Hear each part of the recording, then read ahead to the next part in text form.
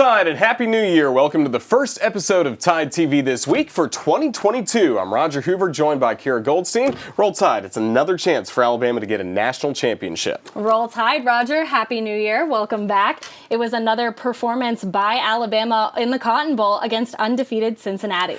At the end of the regular season, there were only two undefeated teams. Alabama has now defeated both of them, Georgia in the SEC championship and also Cincinnati in the Cotton Bowl. Both very impressive performances. This time, the Crimson Tide held the third-ranked Bearcats out of the end zone, allowing just two 30-plus yard field goals on the day as Alabama advanced the national championship game with a 27-6 win in the college football playoff semifinals. Let's take an all-access look at the Tide's big win in the Cotton Bowl.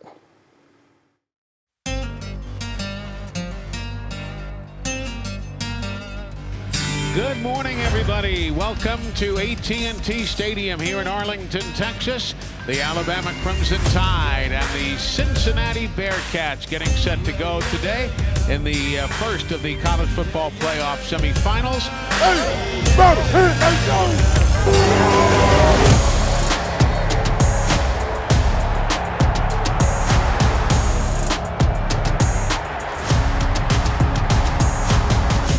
Three wides to the left side. Bryce backpedals, looks, throws, caught, wide open. Slade Bolden, touchdown, Alabama. Wide open, turned around and took it in. That's all we got. Now we're 8. Man, now we're 8.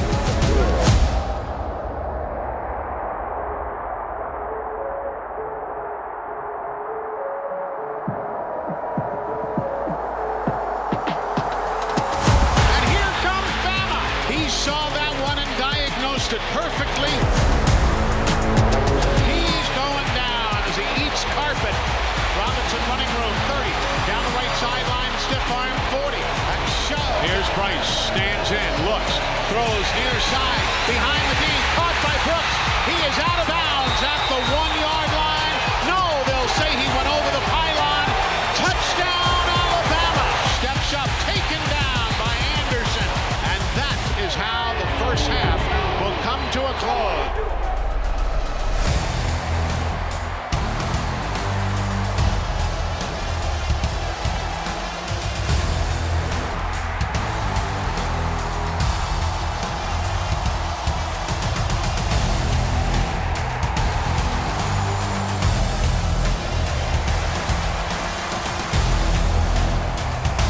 Second down and 6.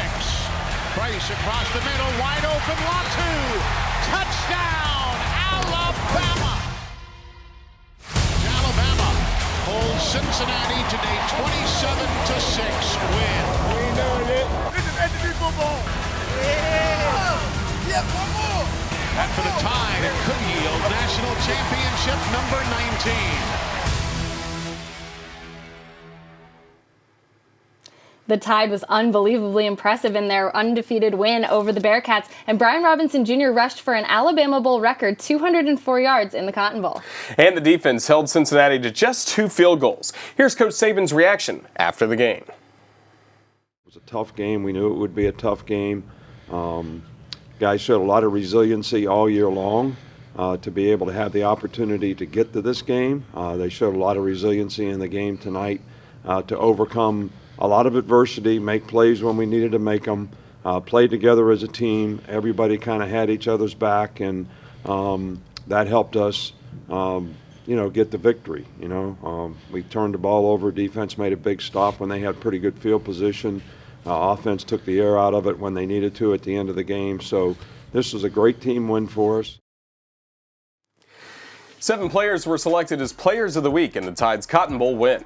2 on offense and special teams, and 3 on defense. Evan Neal helped pave the way for Brian Robinson Jr. to rush for an Alabama Bowl record 204 yards. Will Anderson Jr. pushed his sack total to 17.5 with his 2 sacks, just half a sack short of tying Derek Thomas for second on Alabama's season sack list.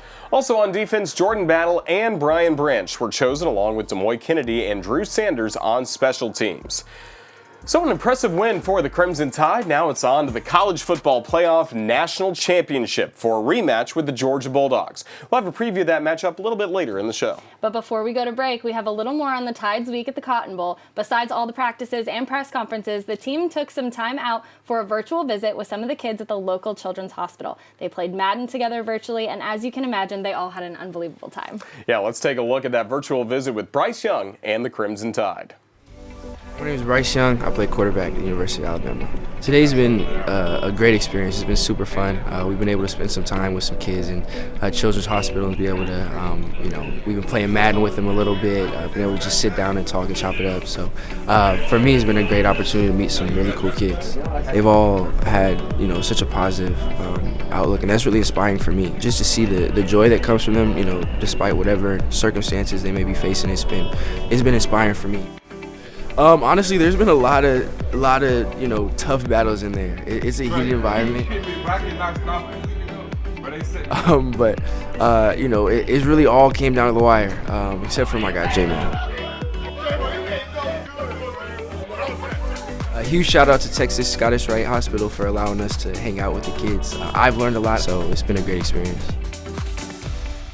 TideTV This Week is presented by the University of Alabama, where legends are made. Ford, for great offers on F-150, see your local Ford dealer. Proud sponsor of the Crimson Tide.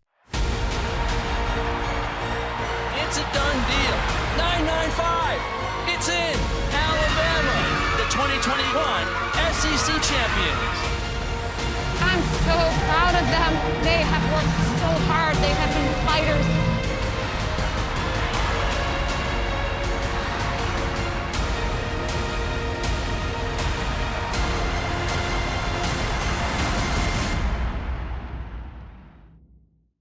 Come on now! Alabama raining down the threes. The buzzer sounds, and Bama hangs on. Oh, my goodness!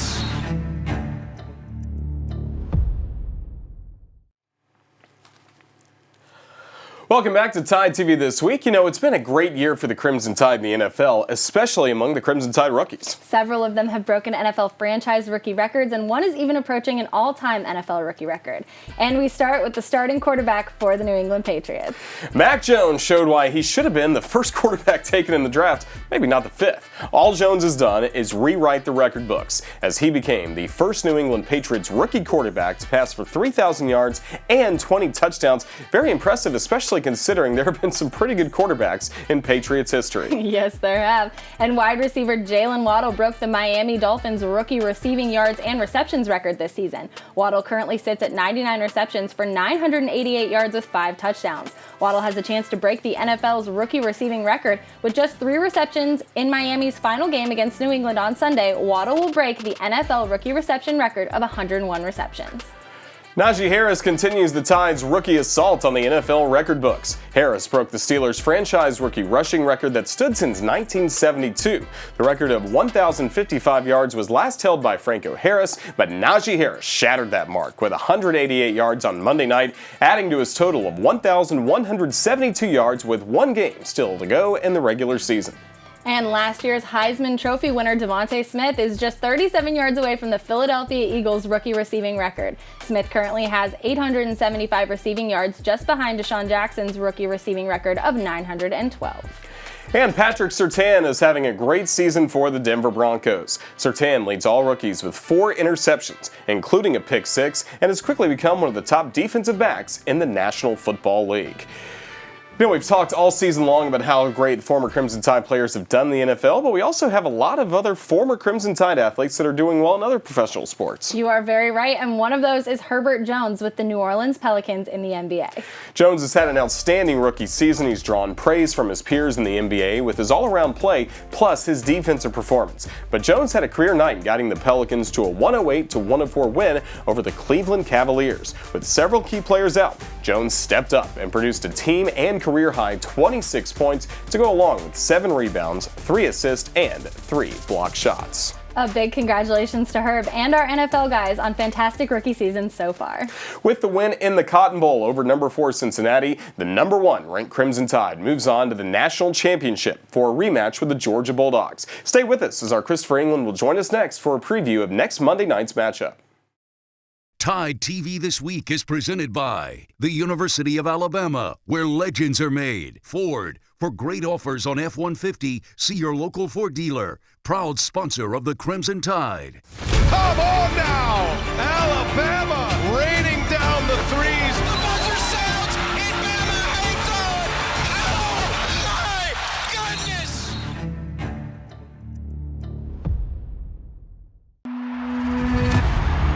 They're headed to the Women's College World Series.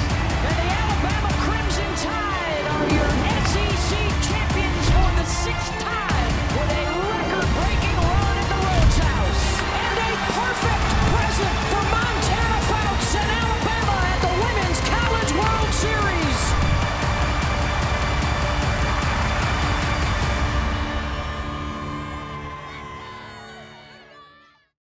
Welcome back to Tide TV This Week. Out of the 8 years the college football playoff has been in existence, Alabama has made the playoffs 7 times. The Crimson Tide also advanced to the national championship game a record 6 times. Alabama has won 3 of those with a chance to make it 4 and claim their 19th national championship on Monday in a rematch of the SEC championship game. For a preview of this year's national championship game, our Christopher England joins us now. Christopher? Number 1 ranked Alabama and number 3 Georgia meet for the second time in a little over a month on Monday night as the Tide Bulldogs battle for the college football playoff national championship. To preview the 2022 national championship, I'm joined by the first starting quarterback for Coach Saban as head coach of the Crimson Tide, John Parker Wilson. JP, I hope you've had a happy new year so far. Man, you too. It's been great, but looking forward to one more football game. Hey, we got one more, and let's first, before we talk about that next one, let's talk about that last one, that throwback performance by the Tide in the Cotton Bowl against undefeated Cincinnati. The Tide rushed for over 300 yards and held one of the top offenses in the nation to just 218 yards and a pair of field goals. The defense seems to be getting better and better, and we knew the offense could throw the ball, but they showed that they can run the ball pretty well too.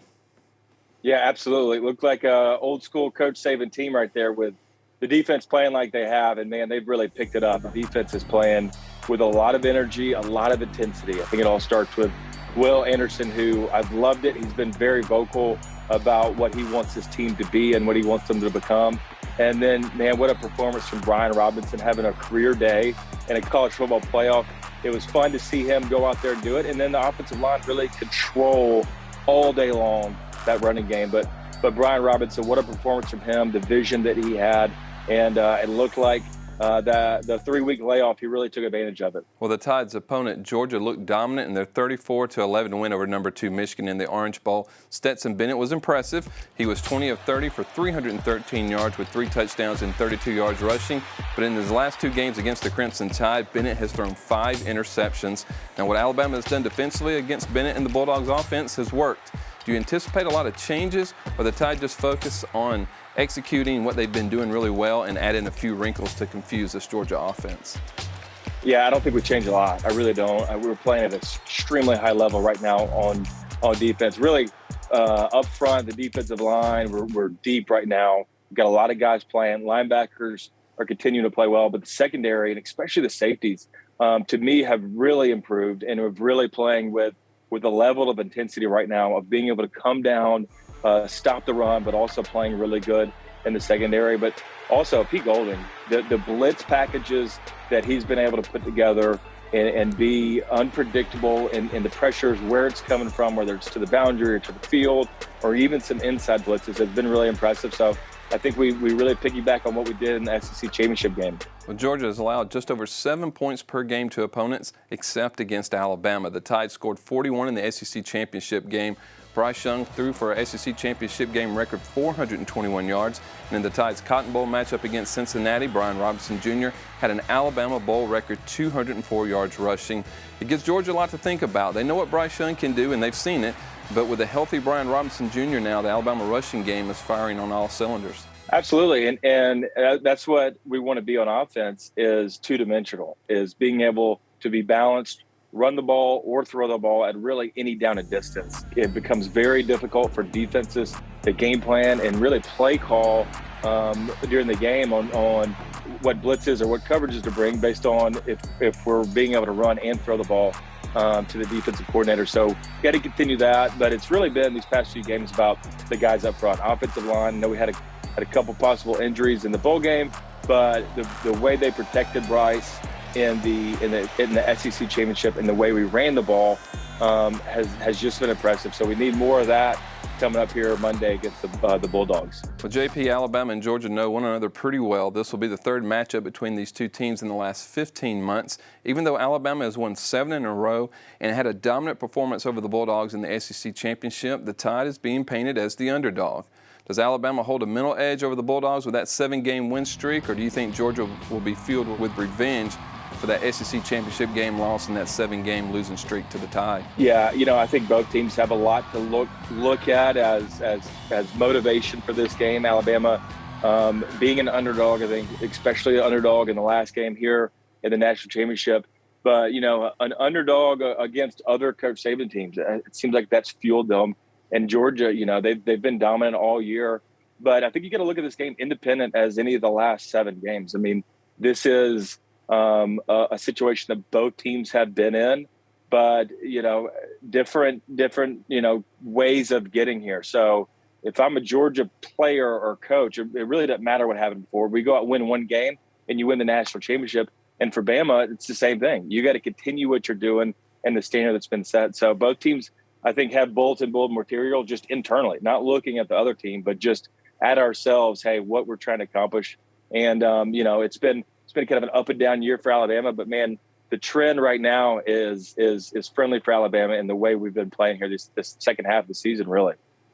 Well, thank you, JP. I appreciate it, and it should be a good one on Monday night in Indianapolis. Yeah, it's going to be fun. Another big game for Coach Saban. He's been there more than anybody else. So I think the advantage that we have with him and the way he's going to get these players ready to go, I'm just looking forward to seeing them go out there, have a good game, and hopefully we get another national championship. Well, thanks, JP. Roll Tide. Thank you. Roll Tide. Kickoff for the national championship in Indianapolis is set for 7 p.m. Central on ESPN. You can catch the radio broadcast with Eli Gold, John Parker, and the rest of the Crimson Tide Sports Network crew on the radio and RollTide.com beginning 3 hours before kickoff at 4 o'clock. Stay with us. We'll have more Tide TV this week coming up next. And the Alabama Crimson Tide. Alabama is really playing with max effort.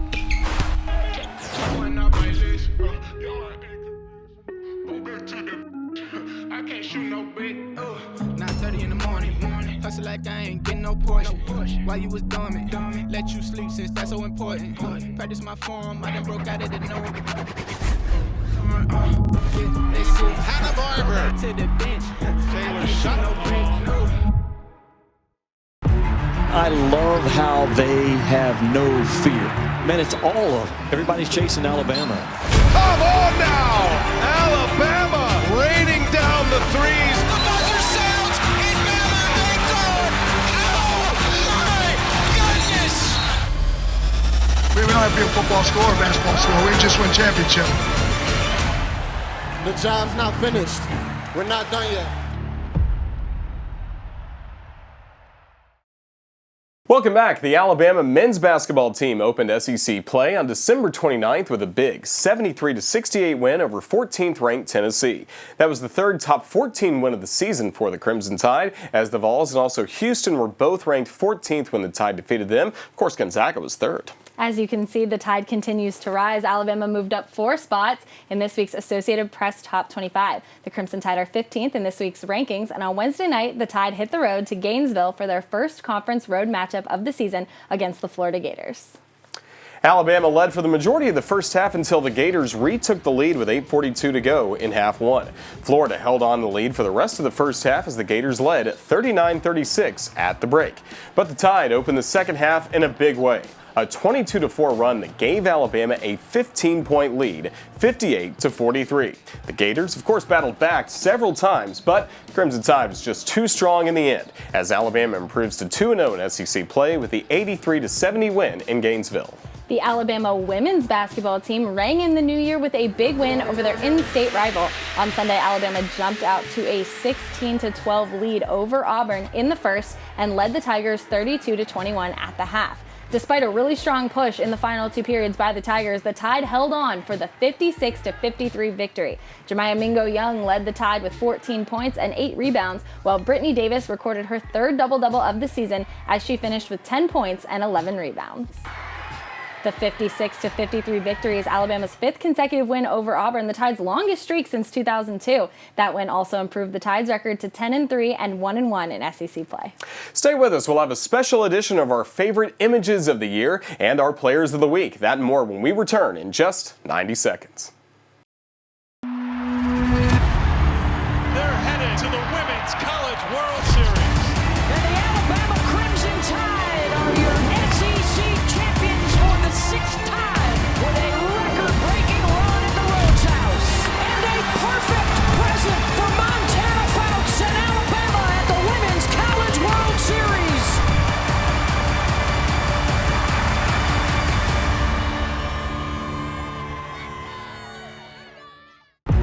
I love how they have no fear. Man, it's all of them. Everybody's chasing Alabama. Come on now! Alabama raining down the threes. The buzzer sounds, and Bama hangs on. Oh, my goodness! We don't have to be a football score or basketball score. We just win championship. The job's not finished. We're not done yet. Welcome back to our first episode of Tide TV this week for 2022. We'll have our favorite images of the year in just a moment, but first, let's take a look at our players of the week, brought to you by Legacy of Hope. Will Anderson took home Cotton Bowl defensive MVP honors as he disrupted the Cincinnati Bearcats offense the entire game. Anderson tied for the game high with 2 sacks as he also had 6 tackles to go along with a couple of solo stops.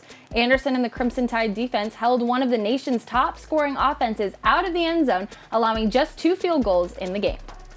And Brian Robinson Jr. took home Cotton Bowl offensive MVP honors. Robinson averaged 7.8 yards per carry as he rushed 26 times for an Alabama Bowl record of 204 yards. And those are our Legacy of Hope players of the week.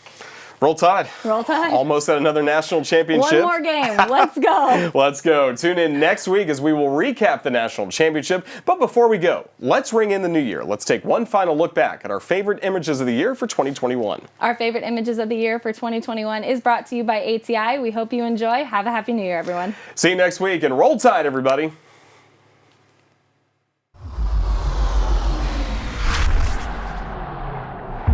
Anything is possible, and if you keep pushing, you're going to get to where you want to go. And if you put the work in, the work will always show. It's a done deal. 995. It's in. Alabama, the 2021 SEC champions. 2 seconds, 1, and the drought is over. For the first time since 2002, the Alabama Crimson Tide is your SEC basketball champion. Back to the wall and gone. Bama is into the SEC final. Because the Crimson Tide are dancing to the round of 32 here in San Antonio. 32 teams going home, but not us. And Alabama is a winner. Both teams had a chance to celebrate today, but it's Bama's that counts. And the Alabama Crimson Tide are your SEC champions for the 6th time with a record-breaking run at the Rhodes House. Hughes will take it to the top of the arc. Watford 3 at the buzzer, blocked by her. The putback, no. The buzzer sounds, and Bama hangs on. Oh, my goodness. No pressure. And no pressure. Young loads it, rips it long. Touchdown. Where is the Heisman love from our man Will Anderson? He is dominating the opponents. Chellinghott brings home the championship once again. How about this youngster? How about Ryan White? I'm going to say it. Roll Tide. And a perfect present for Montana Fouts and Alabama at the Women's College World Series. Plays it in. Bonnie's there. Finding the net is Alabama.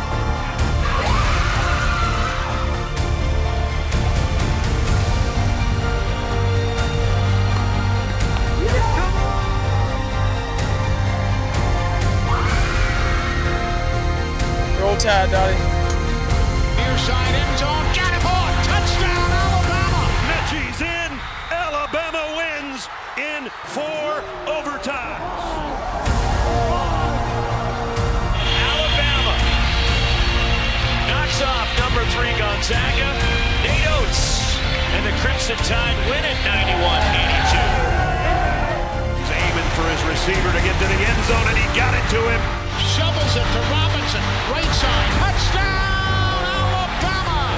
Touchdown, Alabama. The winner of the 2021 Heisman Memorial Trophy, Bryce Young. You know, folks, the more things change, the more they remain the same. Alabama is still Alabama.